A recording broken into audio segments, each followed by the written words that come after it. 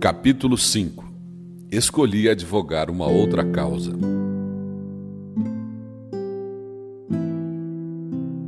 Para quem estudou em escola particular apenas, da primeira à quarta série, a palavra vestibular provocava em mim uma sensação de medo, quase pânico. Para agravar a situação, no ensino médio fiz um curso técnico de administração. Nada contra a administração, mas é que nesse curso, por 3 longos anos, não estudei disciplinas como inglês, biologia, física, química e outras que são exigidas no vestibular. Por esse motivo, após concluir o ensino médio, fiz um cursinho pré-vestibular. Estudei em apenas 6 meses todas as disciplinas que não havia estudado em 3 anos. E dos 6 livros texto do cursinho, por falta de tempo, não foi esgotado o conteúdo relativo ao livro 6.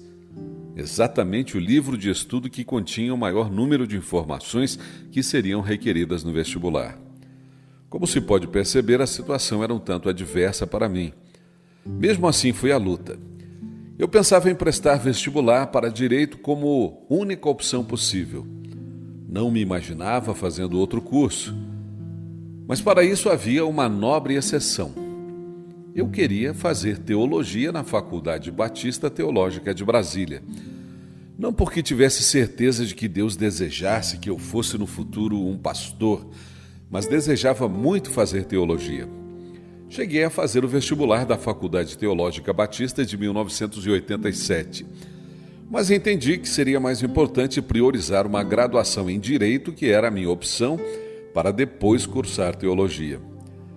Assim, defini que se eu não passasse para Direito no exame vestibular que se aproximava, começaria então o curso de teologia. Meus companheiros de estudo eram principalmente o amigo George Lomeu e a amiga Leila Carvalho. Ambos, crentes como eu, estávamos prontos a estudar e orar juntos, um ajudando o outro em suas deficiências.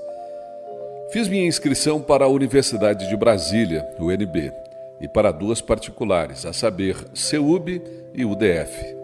Não sabia como iria fazer se passasse na UNB, pois as aulas eram ministradas durante o dia e eu não poderia parar de trabalhar para frequentá-las. No entanto, as provas da UNB me ajudariam a resolver essa questão. Bastou o primeiro dia e a prova de matemática para que eu soubesse que não precisaria parar de trabalhar durante o dia, pois até hoje estou tentando entender os enunciados daquelas questões.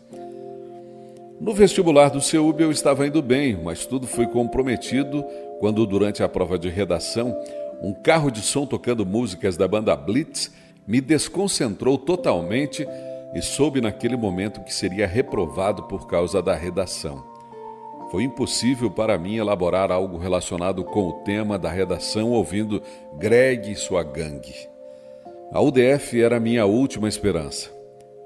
Costumávamos brincar dizendo que a UDF era a última que morre. E tínhamos razão.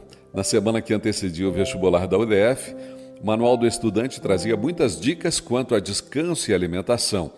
Mas Jorge e eu decidimos jejuar e orar da meia-noite ao meio-dia todos os dias, menos o da prova. Antes disso, já havíamos promovido uma alteração quanto a um dos dias e horários da semana em que costumávamos nos encontrar para estudar, o domingo pela manhã. Como estudávamos nesse dia e período, não íamos à igreja para a escola bíblica dominical e culto matutino. Isso nos pesou na consciência. Chegamos à conclusão que já estudávamos muito durante toda a semana, e inclusive no domingo à tarde. Assim, era mais importante cuidarmos de nossas vidas no contexto espiritual do que dedicarmos um tempo em que estaríamos na igreja para também estudar. Além disso, acho que por ser domingo ficávamos mais relaxados e o tempo de estudo se tornava menos produtivo.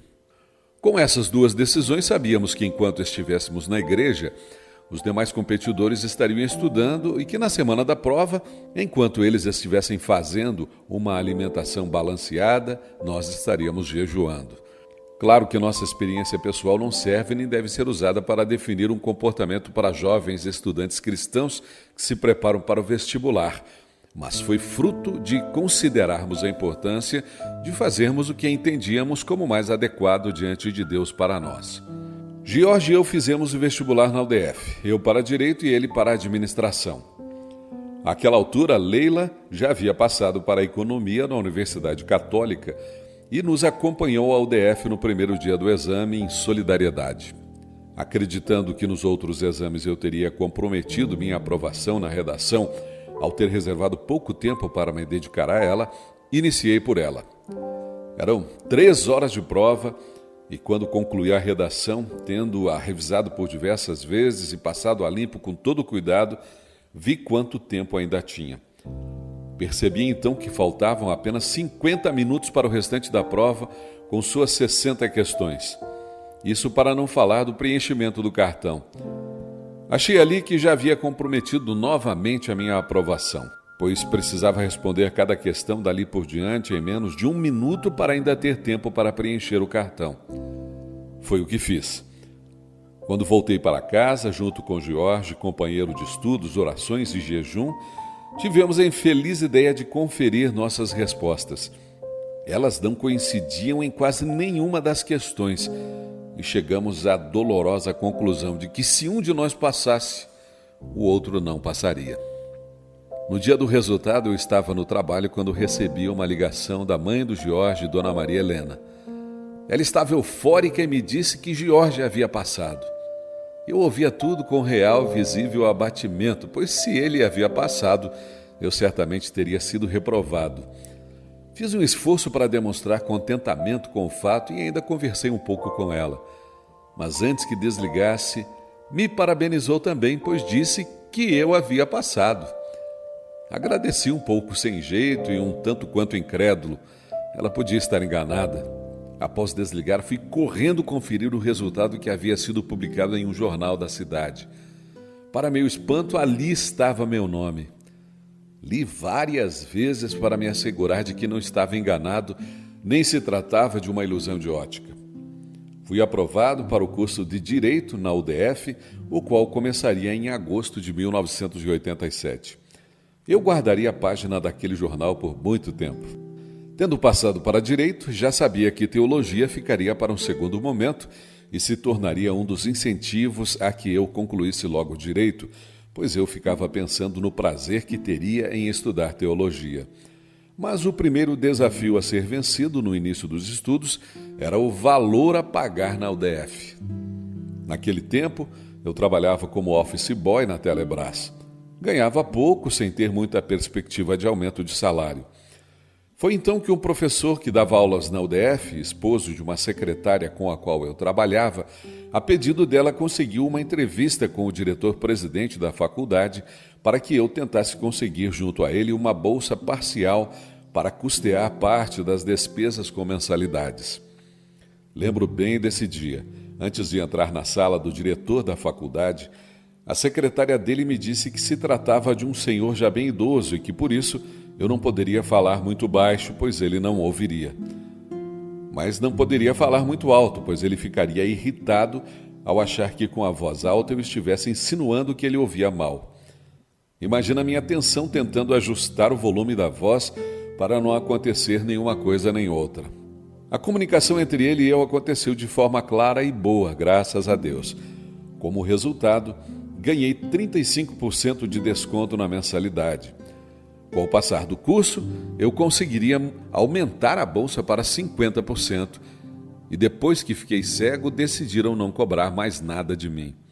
E não só isso, permitiram que eu estacionasse o carro no estacionamento privativo dos funcionários e professores. A concessão quanto ao estacionamento atendia a um pedido especial meu. É que quando fiquei cego, faltava apenas um semestre para que eu concluísse o curso. Demorei 1 ano e meio para voltar à faculdade por conta do tempo envolvido com a recuperação completa da saúde. E aí, quando decidi voltar, contei com a preciosa ajuda da Jane.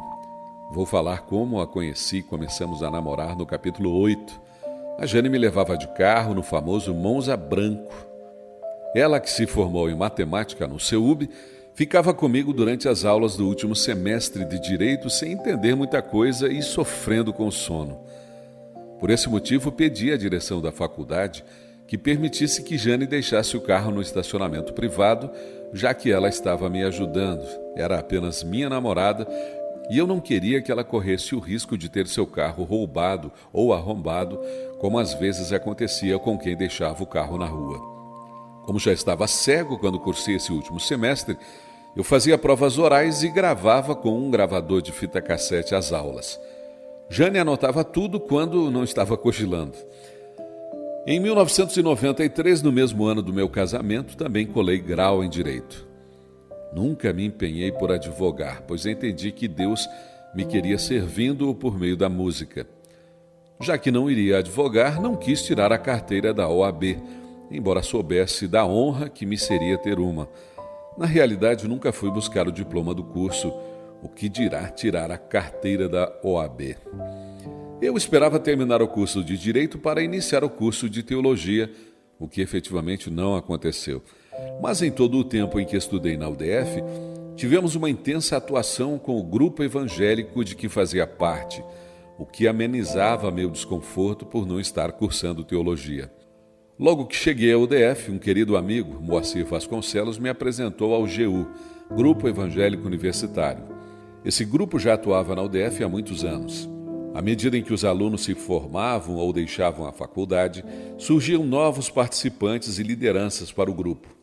O GU se reunia em uma sala no subsolo.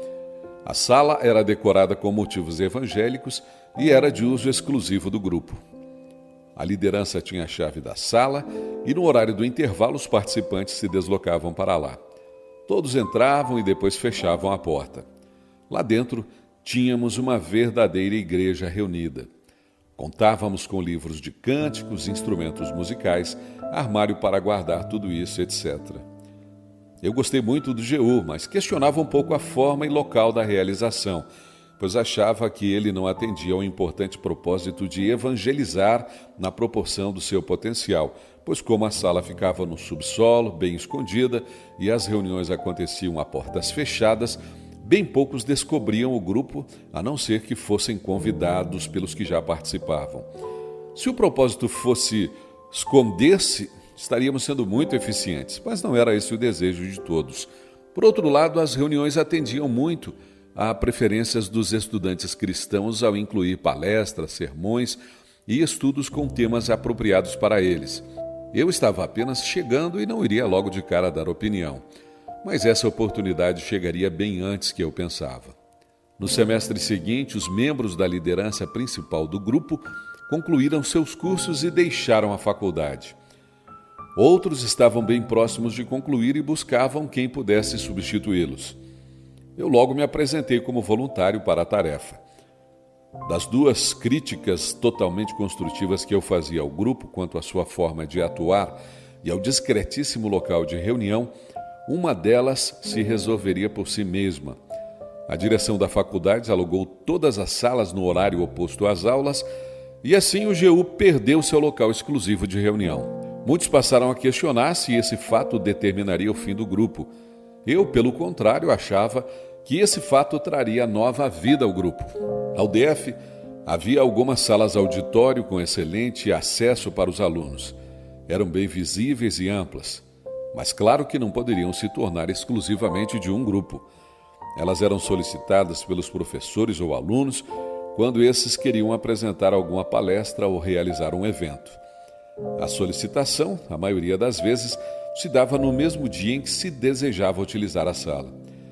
Assim passei a chegar na faculdade bem cedo e reservar uma sala auditório, de preferência a 120, que era a melhor delas, em minha opinião, e nela então passamos a realizar nossas reuniões. Nem sempre eu conseguia reservar a sala 120 e por isso tentava reservar outra. Mas como avisar a todos a mudança do local de reunião em cima da hora?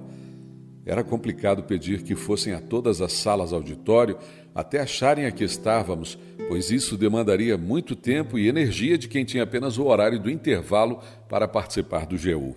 Em vez de sair da aula e ir direto para o local do nosso encontro, teria que peregrinar por todas as salas auditório até encontrar a certa.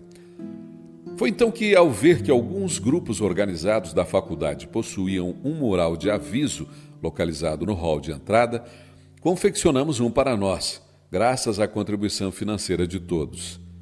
Agora, além de chegar cedo na faculdade para reservar uma sala para a reunião, eu também fixava no mural um cartaz com o número da sala escolhida. Combinamos que os interessados deveriam buscar informação no nosso mural, no hall de entrada, onde estaria o número da sala em que nos reuniríamos a cada noite. O resultado disso foi que o número de participantes de nossas reuniões cresceu muito, principalmente com a participação de visitantes e de outros estudantes cristãos que não conheciam ainda o grupo, pois quando nos reuníamos na sala do subsolo ficávamos realmente muito escondidos. No mural que confeccionamos, afixávamos textos, matérias de jornais e revistas, avisos, etc. Com frequência, podia-se ver alunos diante do mural para ler o que fixávamos nele. O mural que surgiu para indicar onde seria a reunião, agora era veículo para propagar conteúdo cristão pouco comum em uma faculdade. Nós considerávamos o fato de não estarmos em uma igreja, mas sim em um local onde as pessoas priorizavam a formação acadêmica. Não obstante, Deus estava nos dando o privilégio de testemunhar e compartilhar o seu amor ali. Estávamos prontos para promover todas as mudanças e adaptações que fossem necessárias para viabilizar o alcance do nosso objetivo. Dificuldades eram encaradas como oportunidades para mudança e crescimento. Foi assim com a sala que perdemos, pois sua perda ensejou algo bem mais proveitoso para o grupo.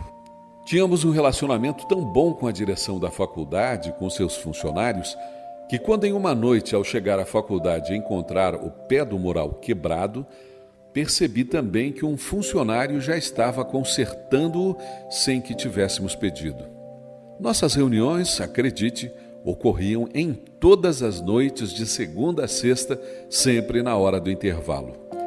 Tínhamos estudos bíblicos seriados, sempre precedidos por cânticos. O som da música que saía da sala e ecoava pelos corredores funcionava como um convite para a reunião.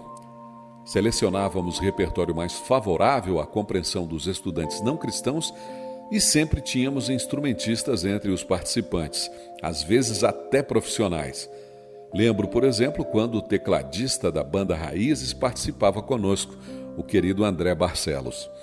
Para que tudo isso funcionasse bem, eu procurava sair mais cedo da aula que antecedia o horário do intervalo e com frequência chegava atrasado para a aula que se iniciava depois do intervalo, pois quando a reunião terminava, precisava guardar materiais e instrumentos, bem como às vezes dava atenção a alguém que queria conversar. Cônscio dessa realidade, logo na primeira aula de cada matéria no semestre, eu procurava o professor e explicava que liderava um grupo de estudantes cristãos e que, para organizar suas reuniões, precisava sair mais cedo ou chegar atrasado para a aula. Alguns professores eram compreensíveis e elogiavam minha iniciativa, mas outros desprezavam minhas explicações e ainda faziam ameaças do tipo: faço chamada e se você já tiver saído ou não tiver chegado, leva a falta. E não tenha dúvida de que já reprovei alguns alunos meus por falta. Algo intimidador, mas como nossa filosofia não era recuar diante de obstáculos, mas sim contorná-los quando não fosse possível removê-los, essa questão nunca foi problema para mim. Afinal, eu era o líder, mas éramos um grupo e eu podia contar sempre com o auxílio de colegas sensacionais como o Armando Gianetti, Jorge Lomeu, Ivo Newton Assunção e outros. Além das reuniões de segunda a sexta, periodicamente, realizávamos outras programações, tais como shows musicais, exposições de arte, distribuição de Novos Testamentos, exibição de filmes, peças teatrais e palestras com expositores e temas especiais. Cada um desses eventos deixou lembranças marcantes para mim. Os shows faziam lotar a sala auditório. Pessoas se amontoavam na porta e ficavam penduradas nas janelas para assistir. O som se espalhava pelos corredores e mesmo quem estava ao longe podia ouvir confortavelmente. Ao tempo em que esse mesmo som se tornava um convite quase irresistível, dada a qualidade e beleza das canções, e não importava o estilo musical, a sala sempre ficava cheia. Tivemos conosco corais, quartetos, bandas de rock, reggae e solos instrumentais e vocais. Os shows mais memoráveis foram os da banda Raízes, realizados na Sala Auditório 120, e os da banda Nascente, realizados em frente à entrada da faculdade. Interessante notar que, no caso das bandas, bastava montar a bateria e a sala ficava cheia. Não era necessário muita divulgação, a qual costumávamos fazer com cartazes, panfletos e faixas. Lembro bem de um dos shows que fizemos em frente à entrada da faculdade, na época da campanha da eleição direta para presidente em 1989, em que os partidários dos candidatos, com suas bandeiras e faixas, se juntaram à multidão que estava nas escadas da faculdade. Na realidade, muitos achavam que se tratava de um evento político, mas logo que cantamos a música Democracia, de nossa autoria, eles se convenceram do contrário.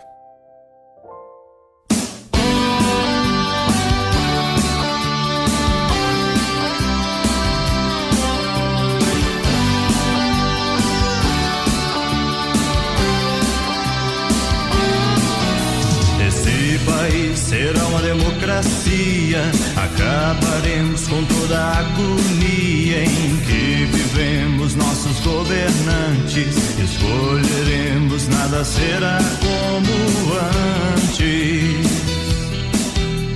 Foi a proposta, o povo acolheu, governo eleito dela se esqueceu, salários baixos, alta inflação, em meio ao nada busca-se uma solução.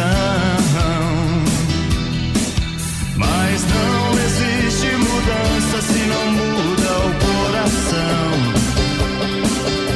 Não são pacotes ou nomes que vão mudar esta nação. Em Cristo temos única solução. E quem venceu a morte e o mundo então se curve ante o poderio de Cristo. Só Ele pode transformar a água em vinho.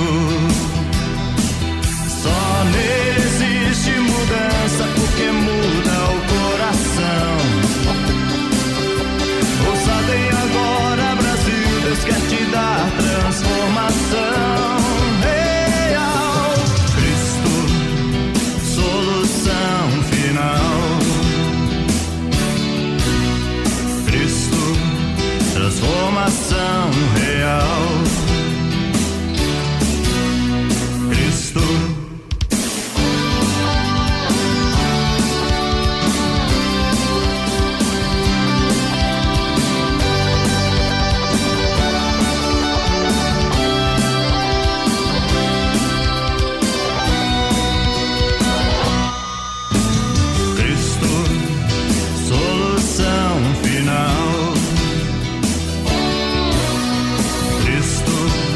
Transformação real.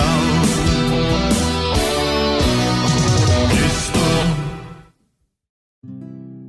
Esse show em frente à faculdade era realizado pelo menos uma vez por semestre e começava quando o sinal do intervalo tocava e terminava com o sinal de fim do intervalo.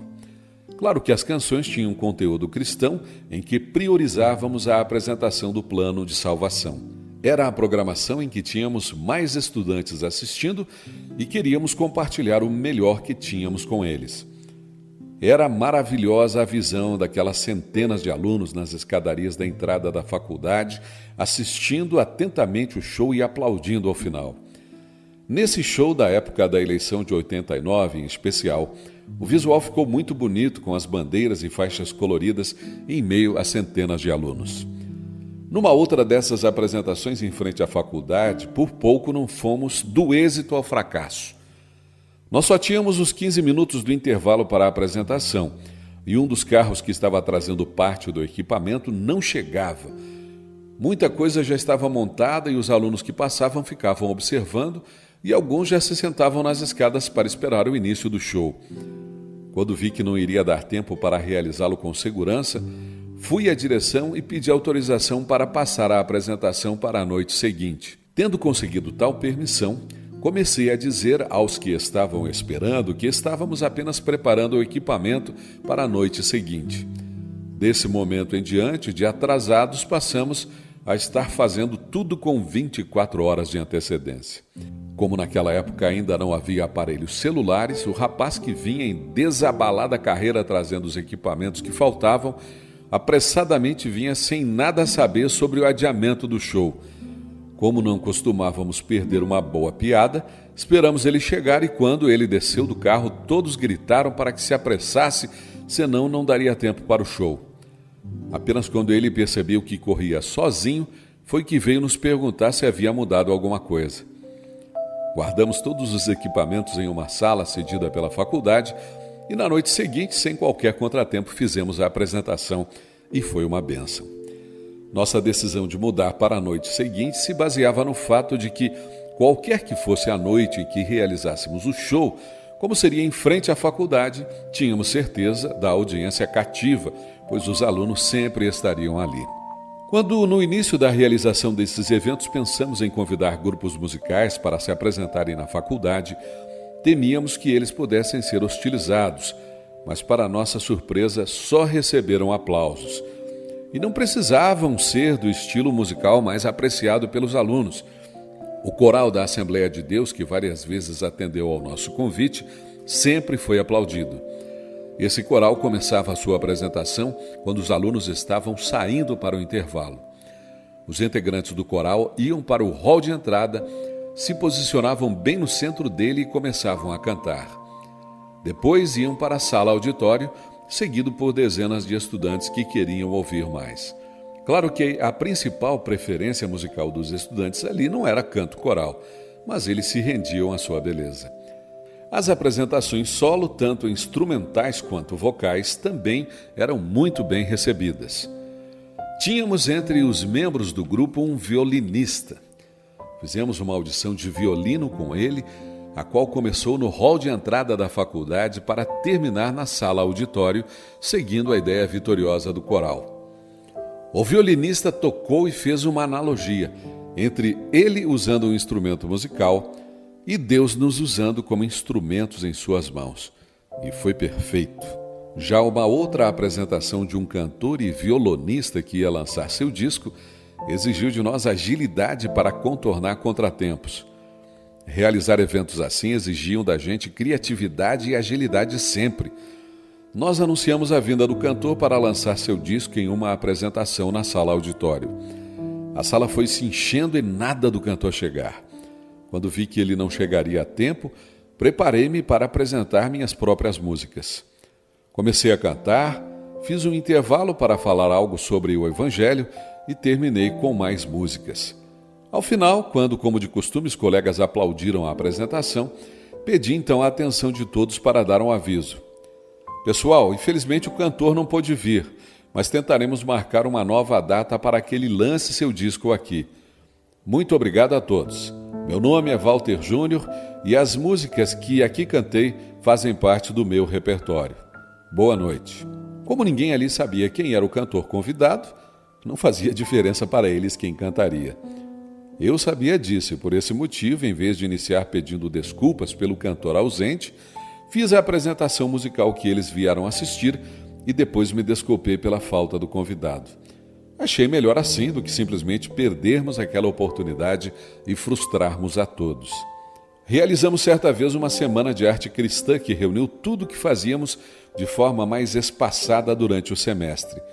Distribuímos Novos Testamentos, fizemos uma exposição de quadros e artesanato, houve uma palestra especial no auditório, exibimos um filme e concluímos com um show musical em frente à faculdade.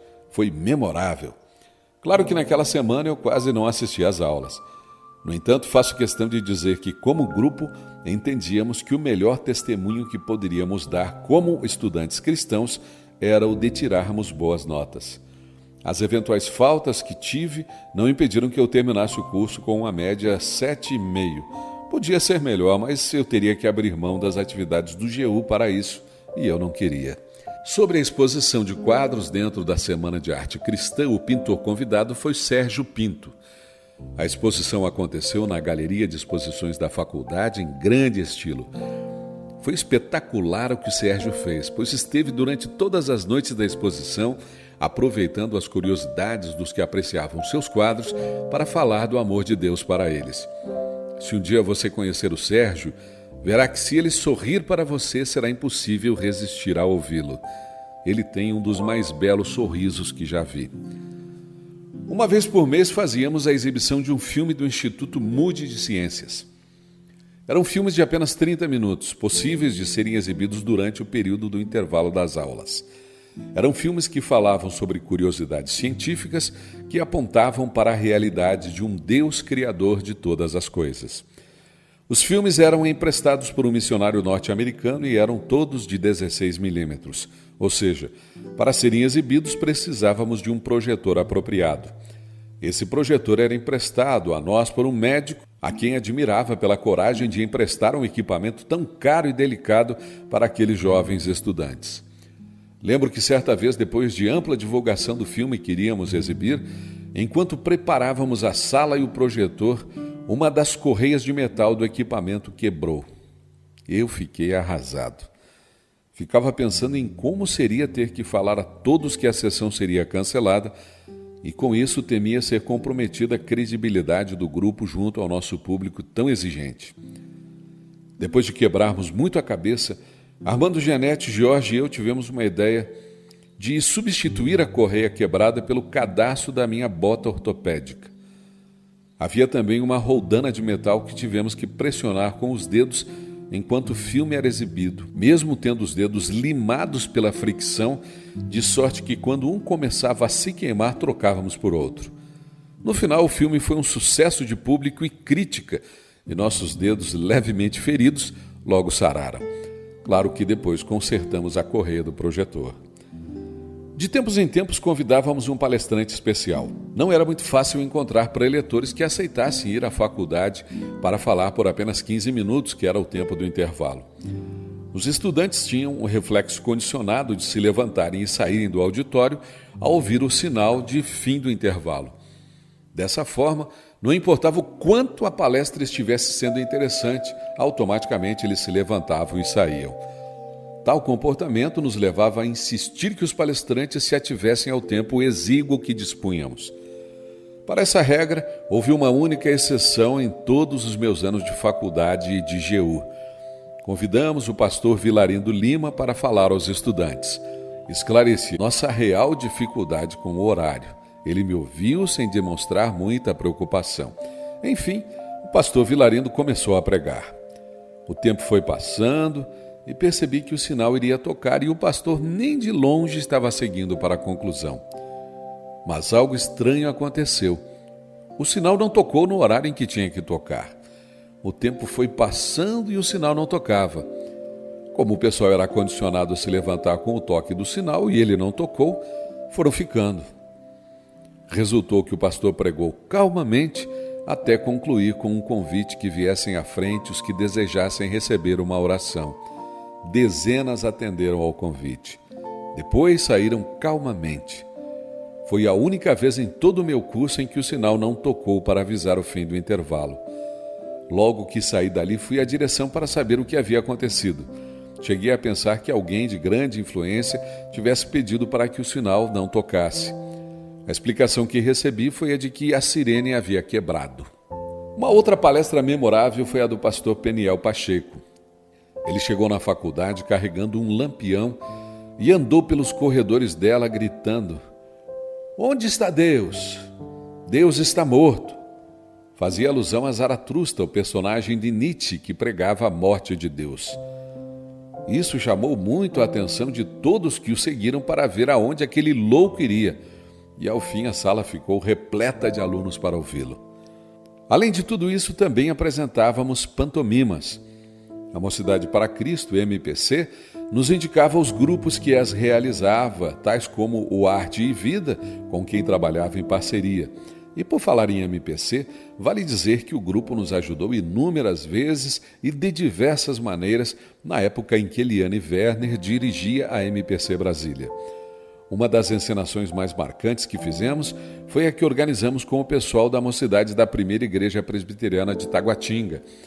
Nós conseguimos emprestado um caixão, acertamos com meu amigo Édio, líder da Mocidade, para representar o morto e uma jovem senhora para representar a viúva. Alguns figurantes fizeram o papel de parentes. Entramos no estacionamento com um carro que trazia o caixão. O caixão já saiu do carro aberto, tendo o falso morto deitado dentro dele. E começamos o cortejo. Atrás do caixão vinha a viúva chorando, com outras pessoas consternadas. Esse cortejo percorreu alguns dos principais corredores da faculdade. As reações dos estudantes eram as mais diversas. Alguns diziam, inclusive, que provavelmente devia se tratar de algum aluno que morreu sem terminar o curso e que, como último pedido, queria voltar à faculdade. O cortejo terminou na nossa tradicional sala 120, tendo atrás de si uma pequena multidão de curiosos. Logo que o caixão entrou na sala, fechamos as portas e pedimos que os alunos aguardassem para entrar. Dentro da sala, Édio, Vivinho da Silva, desceu do caixão e se escondeu. Colocamos um espelho dentro do caixão, exatamente debaixo do vidro que este possuía, para que ao se aproximar para ver o morto, a pessoa visse o próprio rosto, e fechamos o caixão. À frente da sala estava então o caixão e o pastor Sabino Cordeiro Dourado atrás do mesmo para fazer a celebração fúnebre. Os alunos entraram desconfiados e se sentaram para ver o que iria acontecer. O tecladista tocava ao fundo com um timbre de órgão de tubos o hino Vivifica, pois o tecladista não sabia tocar a marcha fúnebre e me perguntou o que tocar.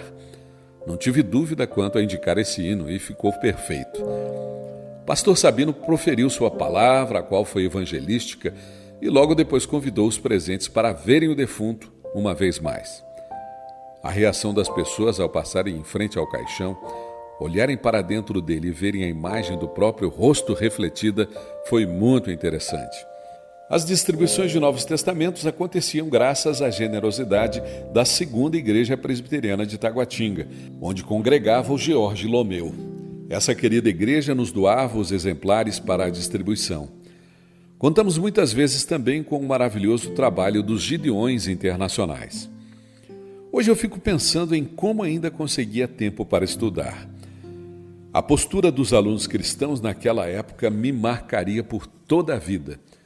Nós reconhecíamos os professores na área específica de conhecimentos deles como autoridades a serem respeitadas, mas quando deixavam suas matérias e se enveredavam por assuntos bíblicos, nos sentíamos livres para contraditar. Assim presenciei situações em que o professor começou a atacar a fé cristã e um aluno o interrompeu pedindo para falar algo a respeito. Logo em seguida, um ou dois outros levantaram suas mãos pedindo o mesmo. O professor então perguntou quantos cristãos havia ali. Ao perceber vários, preferiu arrematar.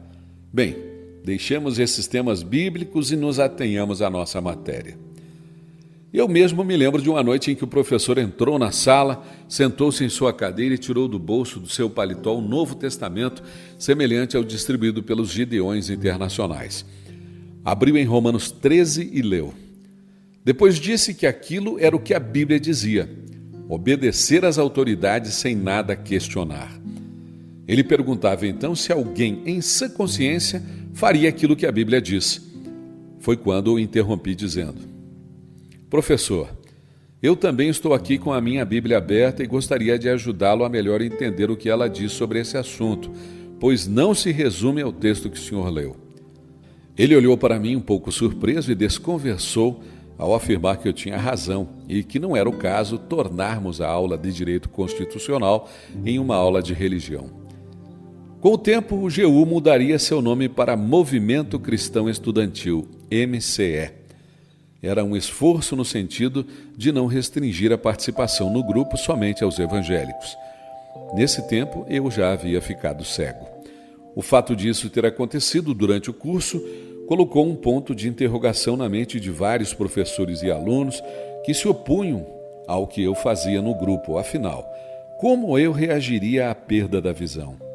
O jovem tão arrojado nos tempos de saúde e com visão ainda atuaria com o mesmo ímpeto após a cegueira inesperada? Então voltei cego. E só não fiz tudo o que fazia antes porque realmente é difícil para um cego exibir filmes com um projetor de 16mm. Na realidade, não fiz nada mais do que qualquer discípulo de Jesus, capacitado por ele mesmo a enfrentar as lutas dessa vida, faria. Ainda sobre a perda da visão, que ocorreu enquanto eu ainda cursava Direito, ao me desligar do grupo para o tratamento de saúde, o GU ficou sem líder. Pelo menos eu pensava assim. Lamentei muito, pois imaginava o quanto o grupo perderia com a minha ausência. Afinal, quem poderia me substituir, visto que minha saída foi tão abrupta?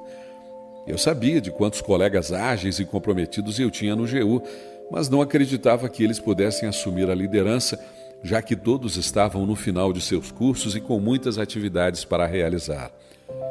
Certo dia, um desses colegas me ligou dizendo que eles queriam me visitar.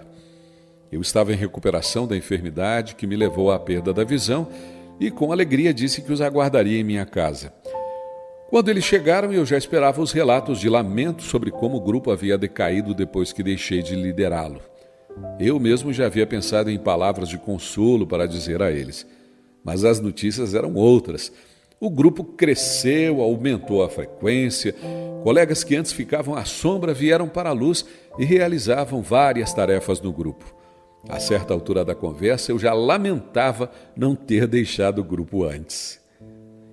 Só Deus sabe o quanto sou grato a Ele pelo meu tempo de faculdade e pelo privilégio que Ele me deu de servi-lo no GU ou MCE. Não tenho saudade do curso de Direito, do qual até gostei, mas do GU eu tenho. Hoje ainda, quando como um chocolate, batom ou uma paçoquinha de amendoim, lembro dos meus tempos de faculdade, quando esse era o meu lanche de toda a noite.